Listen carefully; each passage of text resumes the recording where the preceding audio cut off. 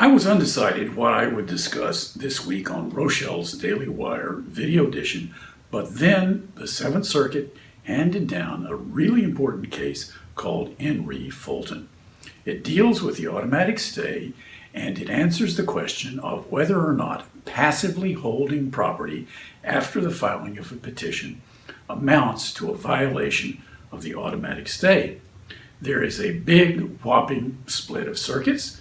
The Seventh Circuit and 4 other circuits hold that passively holding property indeed is a violation of the automatic stay, while on the other hand, the 10th Circuit and the DC circuits hold quite to the opposite, that if all you do is sit on your hands, you do not violate the automatic stay.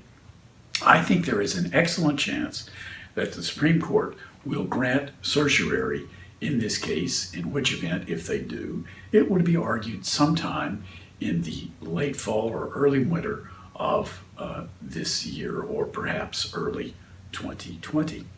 To read more about this opinion, look at the Friday, June 21 edition of Rochelle's Daily Wire on the ABI website. It has a link to the full text of the opinion. Of course, it discusses the opinion at length, and also it has links that will guide you to other cases which have recently decided this very critical issue that is important not only in Chapter 13 but also for Chapter 11 debtors, because just like in Chapter 13, if a company files a Chapter 11 petition and someone has repossessed its property, say a lessor of equipment, this case, if decided in the Supreme Court, could command lessors or owners of leased property to give it back immediately to the Chapter 11 debtors.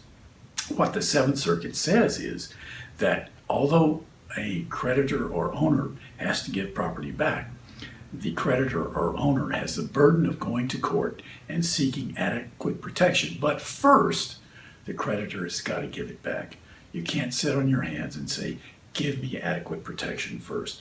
Well, in any event, this is a real biggie. We will be following the development of this case closely, so keep your eyes on Rochelle's Daily Wire for further developments. Until this time next week, this is Bill Rochelle signing off and wishing you a happy summer.